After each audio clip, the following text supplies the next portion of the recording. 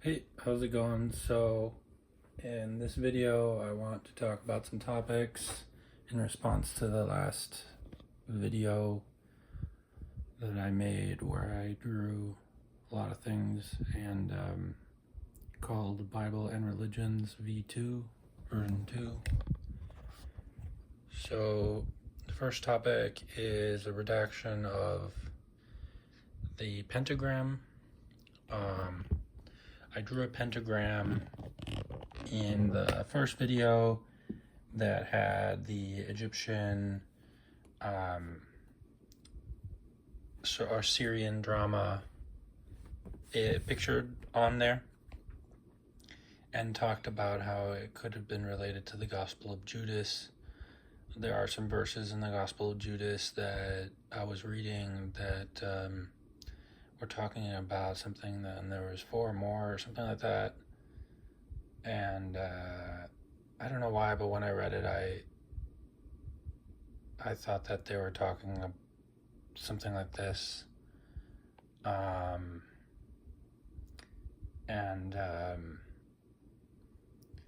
be honest, it shouldn't have mentioned it because it's Gospel of Judas is just really complicated and doesn't really make much sense. My belief, though, is that it became that way because the scribes just obsessed over it and changed it into all these different things. But that somewhere in there, there's some truth. The pentagram itself, a lot of people think is an evil symbol. People think that it's a symbol associated with witchcraft and Satanism and all that stuff.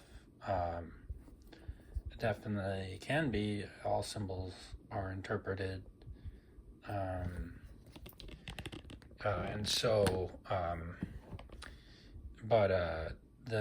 It's just a geometrical symbol. It doesn't have any meaning except the one that we give it.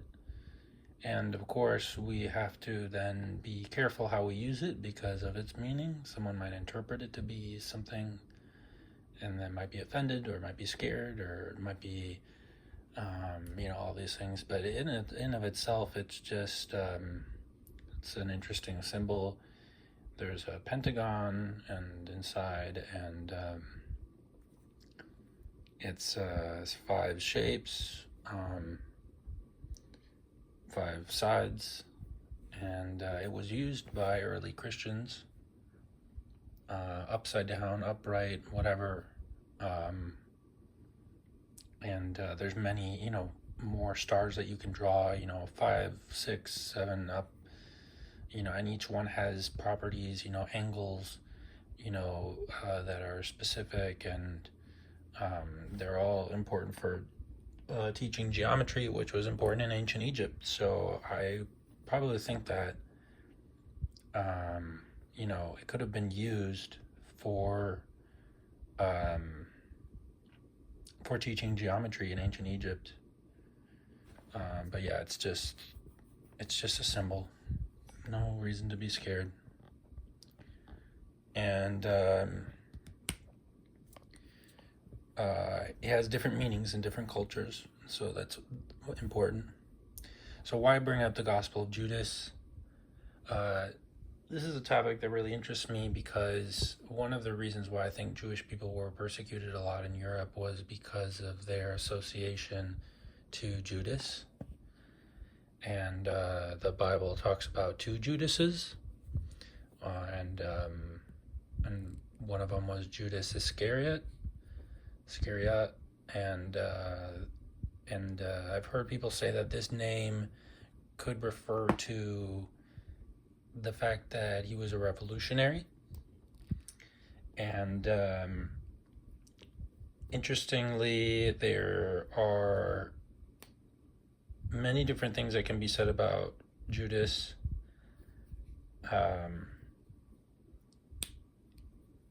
The scriptures portray him as the betrayer, and in the end,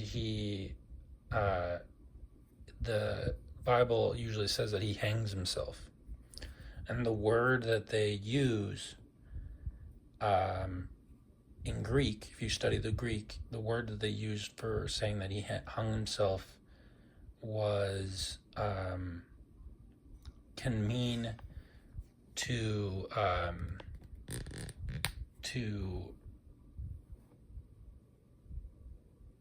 be in anguish. In Spanish, angustiarse, and I think it's the Greek word is like agacho or something like that. And so it's interesting how that word can have different meanings, but the people who translated it as hanging oneself, whereas there could have an emotional component of that he felt really bad. Likewise, it's not the only death. There's two deaths of Judas in the Bible. One is where he hung himself, and then the other one is where his guts spill out into a field, and that's in the book of Acts. And so it makes me question the narratives that we have about Judas and the role that he had. He was the treasurer. He was in charge of the money, and that's a very important role, because there was 12 disciples. They were all, selling their goods and giving the money to the poor, and he was the one that was responsible for managing that money and giving it to the poor, perhaps. I don't know who had that. Probably Jesus was deciding that, and or collectively, and so, and even when Jesus was anointed by a woman with fragrant oil, they were upset, and they said, "Oh, we could have sold that oil for a lot of money." And so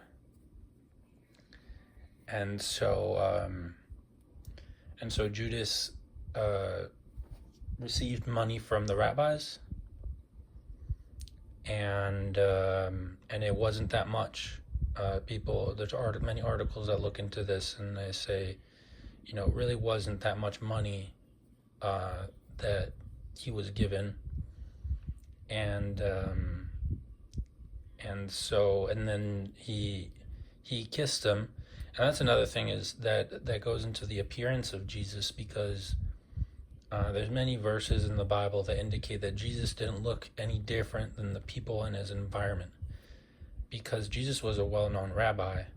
So why would these people need Judas to kiss him in order to know who he is? He must have looked like everyone else. And so that's not the only verse that implies that Jesus looked like everybody else. And so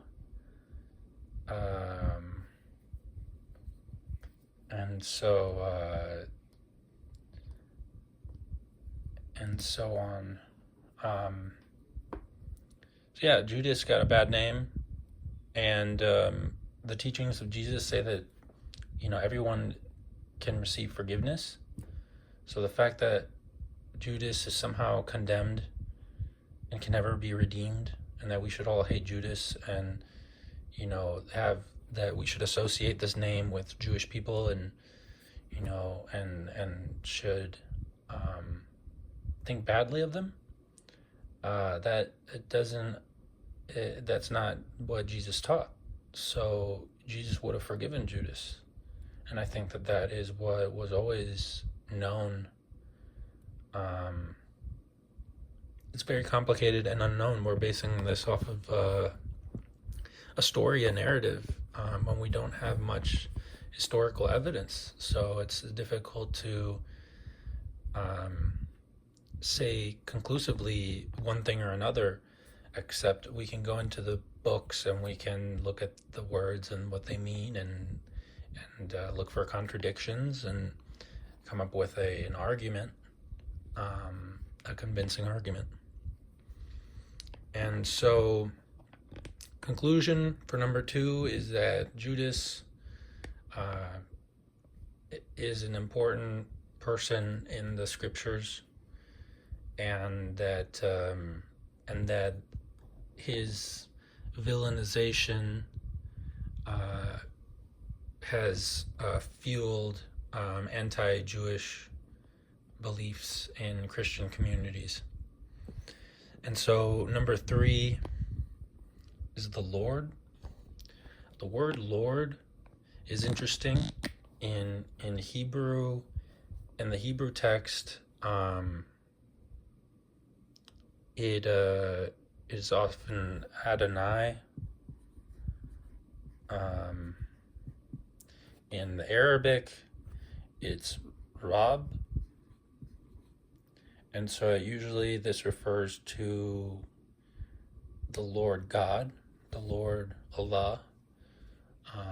That's just the Arabic word for the name God, which I talked about before. In Arabic, Rab would be an R, and then B, and then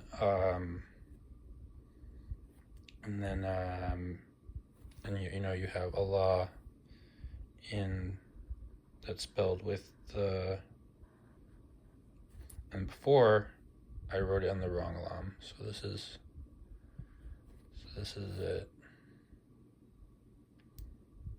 This seems like the right one. And so you have Allah. Maybe I'm wrong, I don't know. You gotta figure things out. Not everyone's perfect. We're all human. So anyway, so this is very similar to the Hebrew word. I wrote that wrong.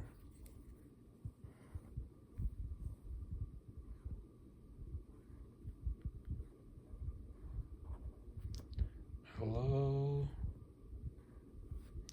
So hello. They're similar. And then the big one. The big one.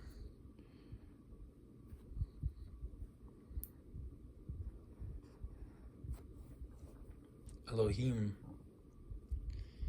And so there's differences in the way that they talk about. I'm not really sure how to spell that word. I don't want to mess it up, so I'm not going to spell it. But anyway, so this is, the word Lord is interesting, and so the reason why this is being brought up is because Jesus is often referred to as the Lord, and God is also referred to as the Lord. And I think in the Christian tradition, we often pray to Jesus. We often pray in his name. We often pray, we give Jesus the role of God. And that is a big schism or divide between the more traditional people and the later Christian people. Because while I think Jesus did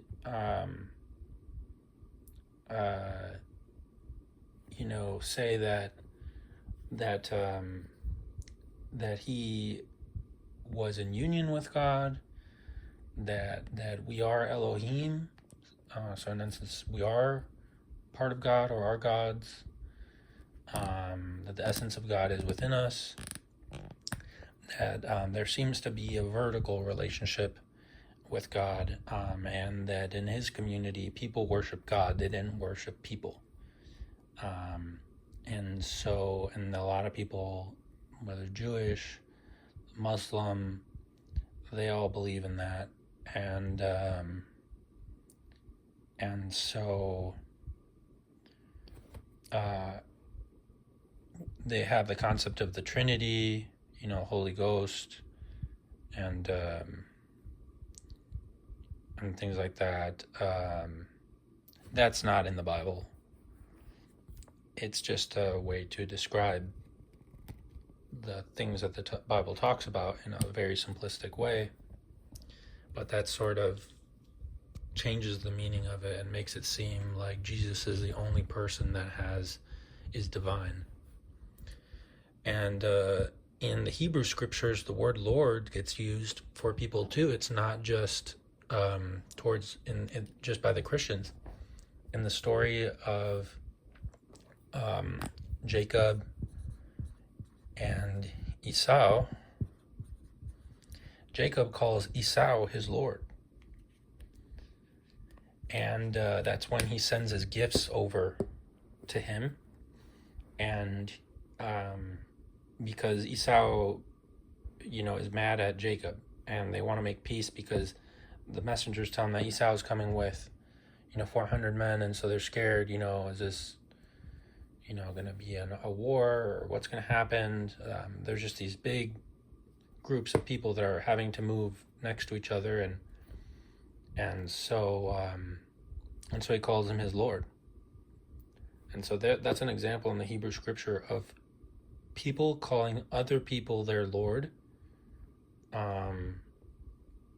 based on, it's a way of saying, it's a way of respect, a way of showing respect in order not to cause conflict, in order not to, in order to admonish or elevate somebody. So anyways, that's the word Lord. And so in Islam, we're on to number 4.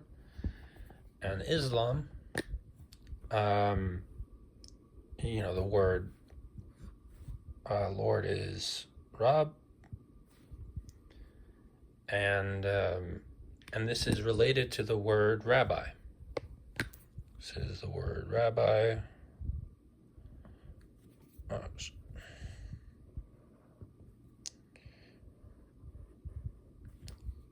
It's also Rev. And same thing, it just means like great. It's like a great something, a great teacher, the Lord, something that is greater than us. So it went from being considered that God was the greatest, and then because there were teachers who taught greatly, they became the Rev. And so it's interesting to see the difference in Arabic and Hebrew. There are certain words in Arabic that are used in a much older way, in a much more archaic way than they are in Hebrew, and that's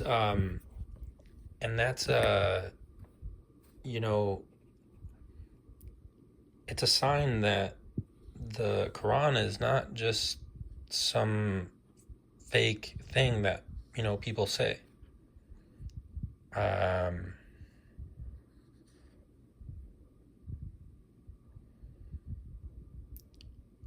So let's just say this is the Sinai, and this is Palestine, Israel, whatever you want to call it, and this is the tectonic fault between Arabia and Africa. And that I learned from a black American, African American expert on Israelite society who talked about Northeast Africa. That's the way that they want to talk about it. They say it should be called Northeast Africa. And that's why there's so many earthquakes. And I'll provide a link to an article that talks about that and shows a neat photo with an idea of and so the main temple was there, and that's Jerusalem.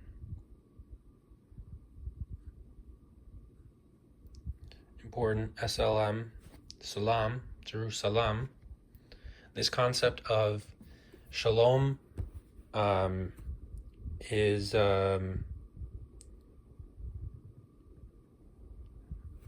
it's based on these letters.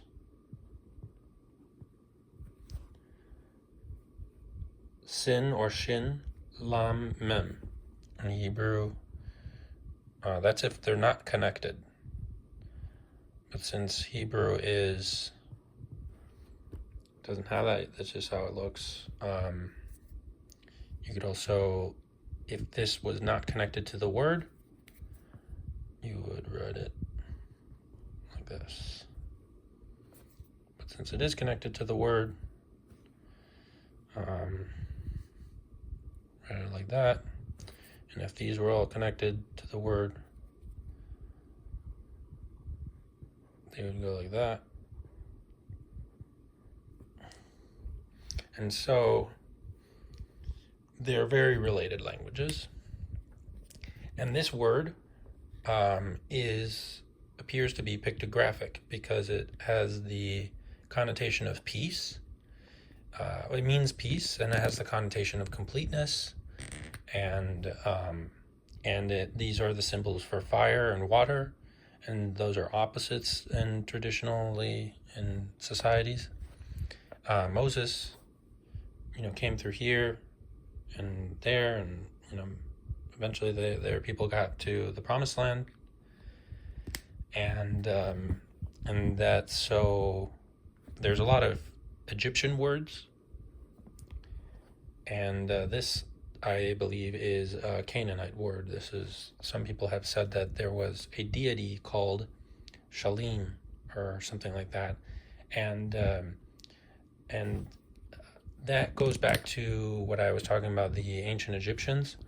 The ancient Egyptians and all these other cultures around the world, they take words and ideas, observations, like, let's just say, for example, in Sumeria, they took, the sun, and then they had the moon, and then they had Venus or something like that. And so that was, their symbols, their deities.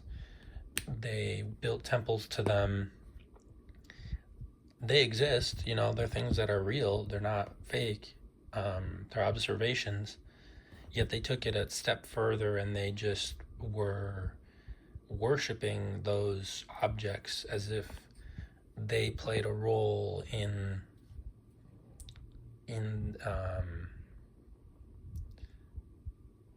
as if they were actively involved in everything, and they are. I mean, the sun provides radiation and warmth to the planet, and sunlight, and the moon, tidal forces, which are important to light. Venus, I'm not really sure what Venus does other than interest us. Perhaps there's something that it does, and everything is in its place. So yeah, they're important, but there's something that is moving them. There's a reason why, and science is now, we have science, and the word science just means knowledge.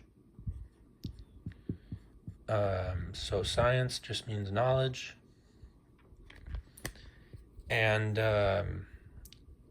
so the method of finding the best knowledge is the scientific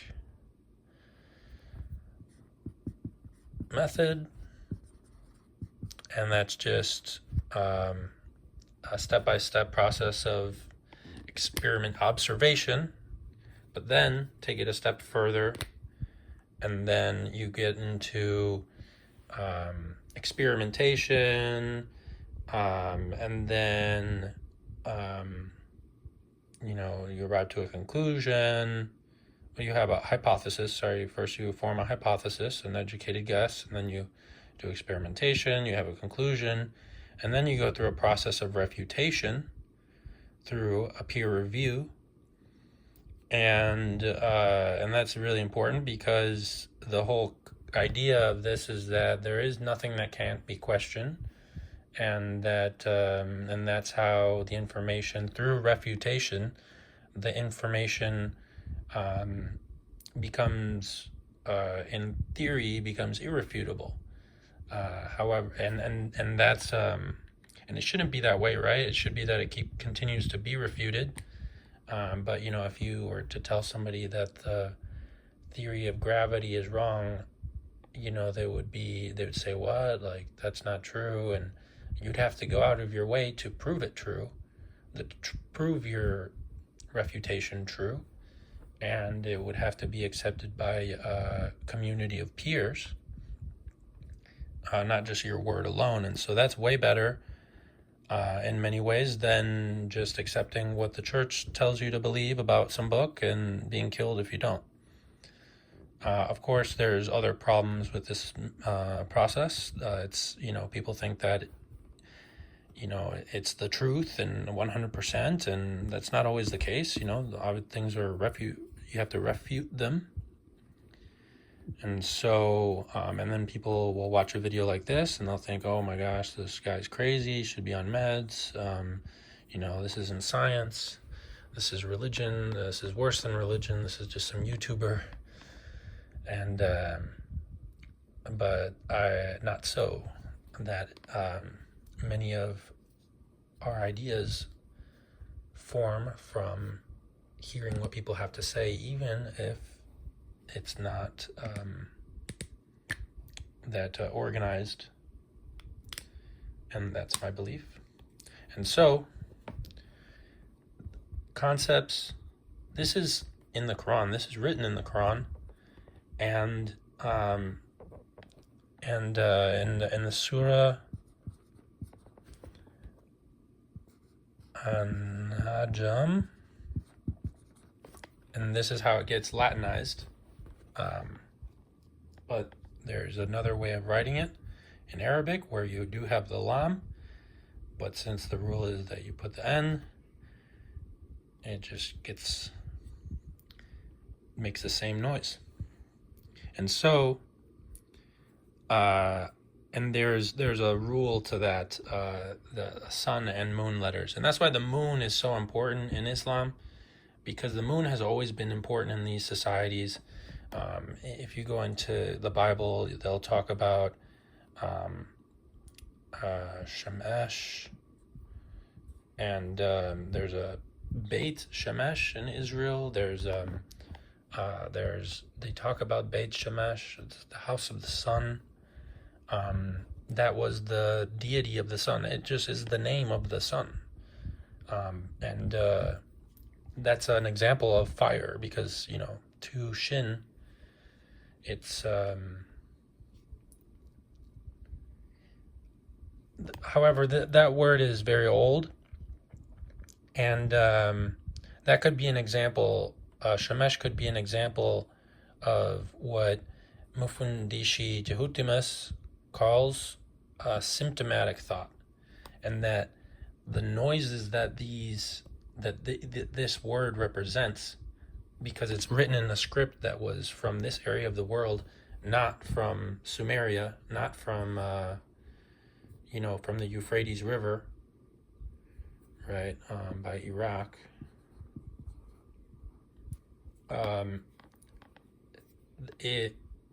It's the sound that came over, and so they wrote the sound with these different letters, and so the sound is symptomatic. Many cultures, the Phoenician culture, the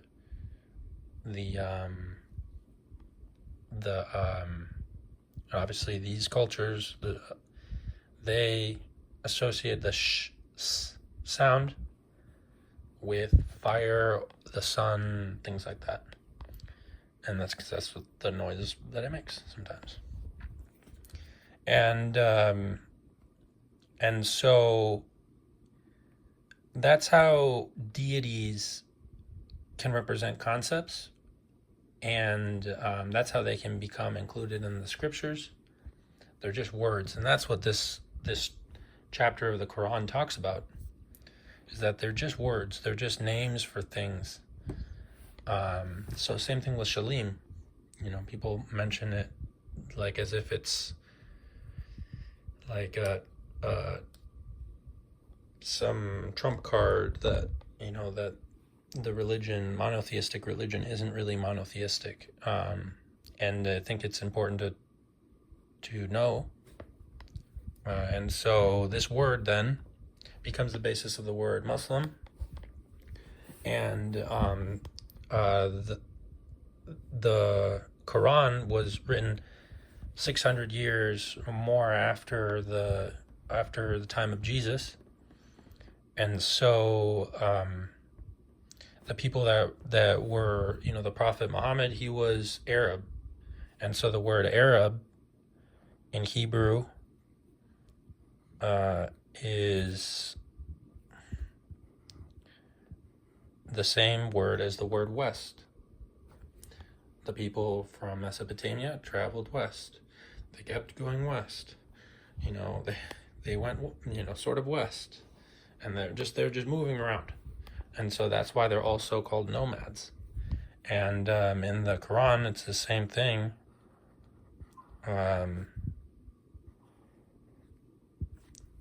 Help. And so the Prophet Muhammad got this information, and it's information that's very old. It talks about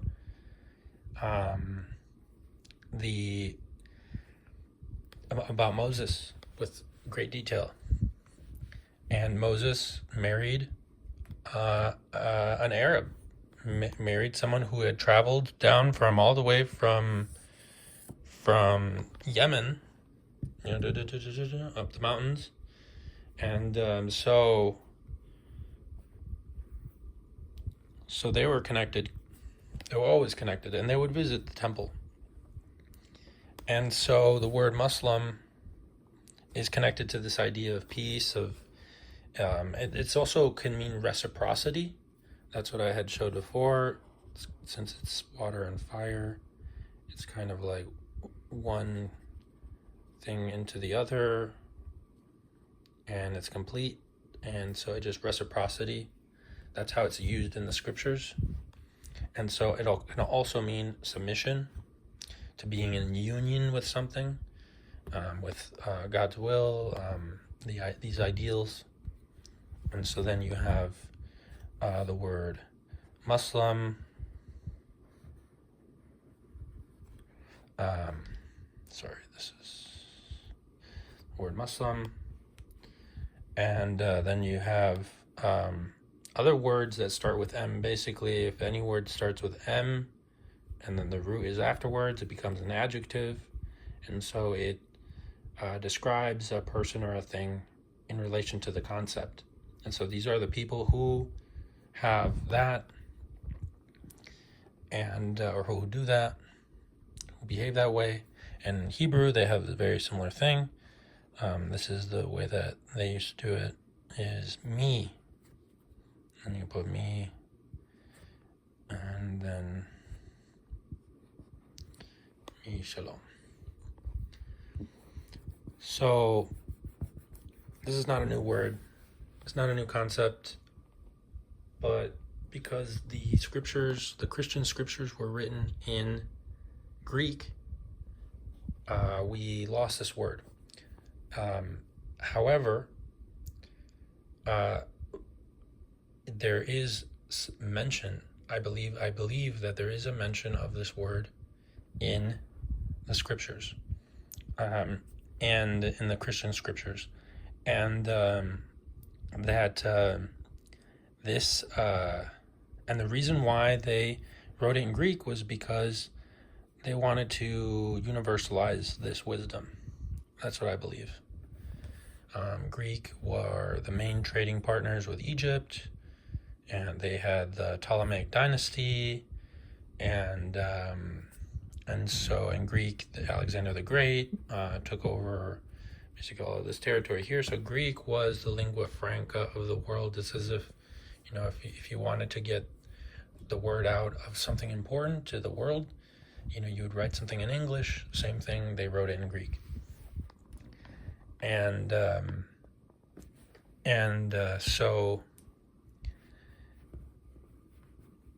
so the Christian Bible talks about itself as if they were Jewish.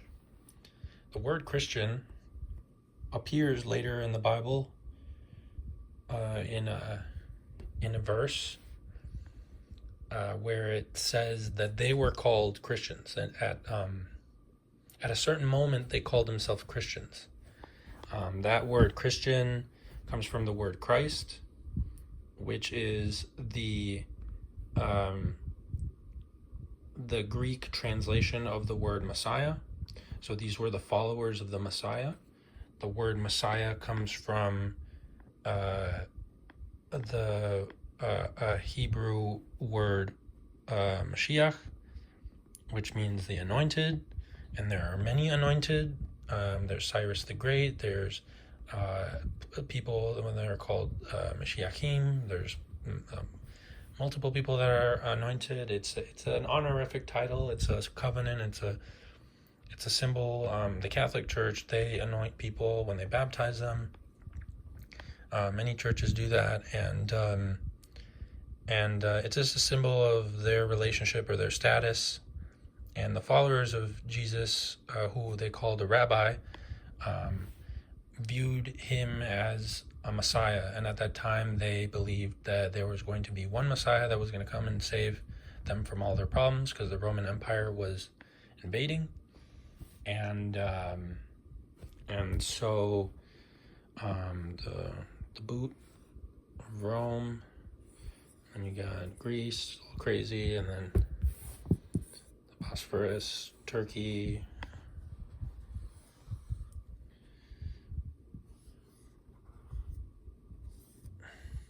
so let's just assume that this is Israel or Palestine, whatever you want to call it. So the Roman Empire eventually came there, probably went around there. The Romans got all their technology from the Greeks, because the Greeks were going around over there, and eventually Rome became a very powerful, and the Greeks got their stuff from the Egyptians.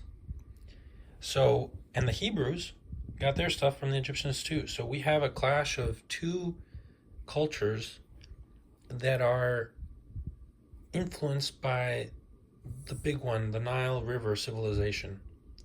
And one of the things that influenced them the most was this conflict culture, this war culture, and war technology, because their main trade routes to get the metal were up to Anatolia, and the Greeks went to Egypt to study, and they learned a lot of pottery and ceramics, and they learned how to build temples, and they learned about their deities.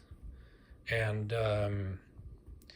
if you look at many of the representation of the deities or divinities in ancient Egypt, they're very similar to how African people have like masks over the face, and of like an animal, or of some let's say like a deer or something like that, and a mature animal, but then the Greeks, they mastered representation of humans in sculptures. So they were very realistic, and sometimes idealistic. The ideal archetype of a human with great detail. However, their statues were sort of copying what the Egyptians were doing. However, they seemed to do it in a different way. they believed of them as being more people.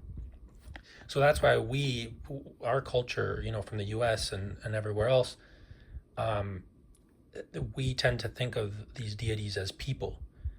And because that's the way that the Greeks would talk about them, that's the way that the Romans would talk about them. And the list went on and on and on.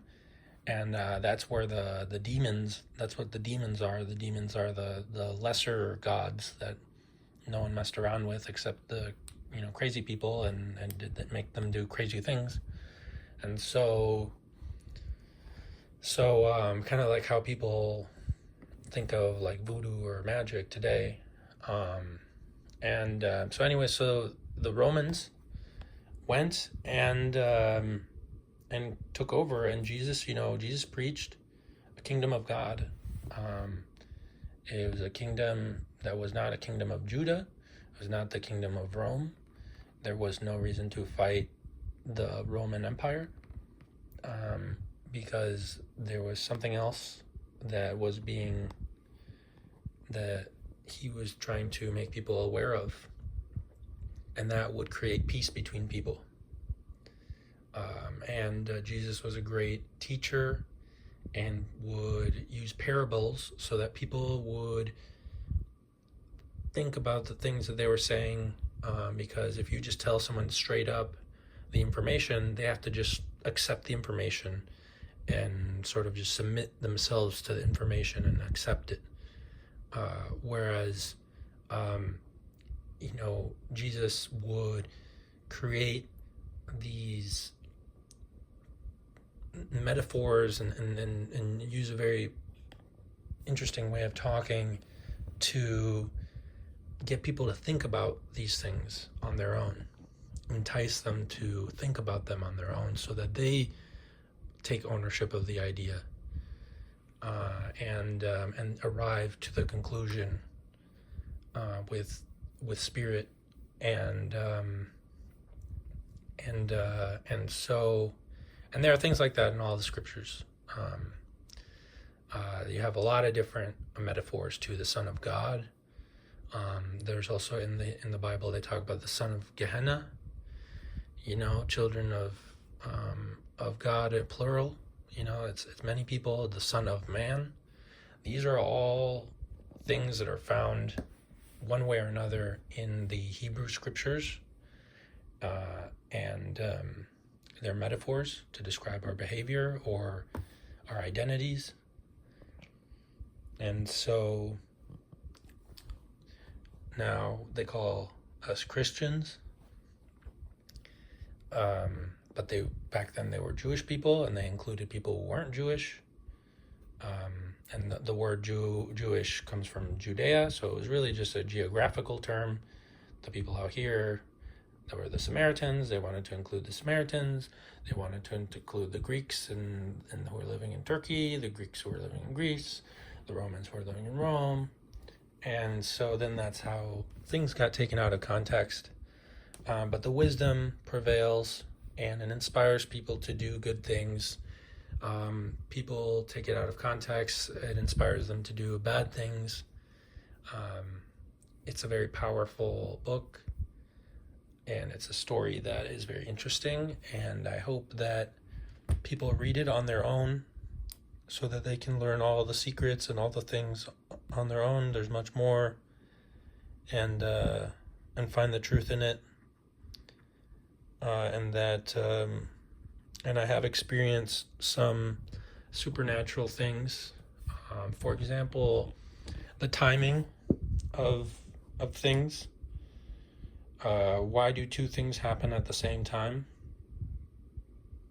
How can someone describe that scientifically? Given that things have taken millions of years to develop.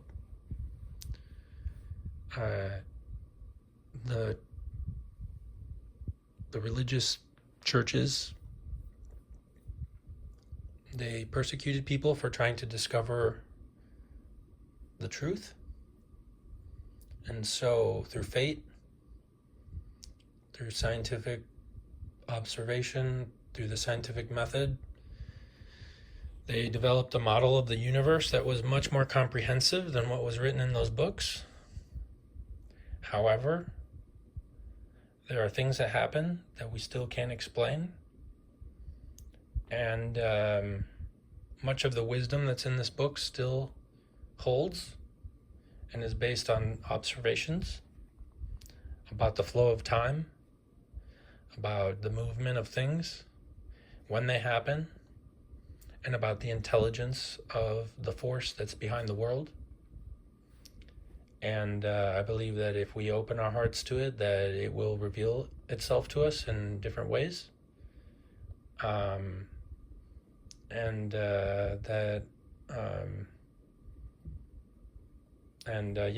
just wanted to say that I'm a privileged person who can study these things and not receive consequences, immediate consequences.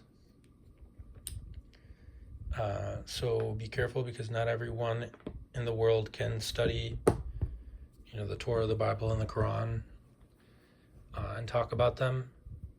And thanks to my education, I'm able to make sense of them rationally and communicate them in a way that's pretty sensible. And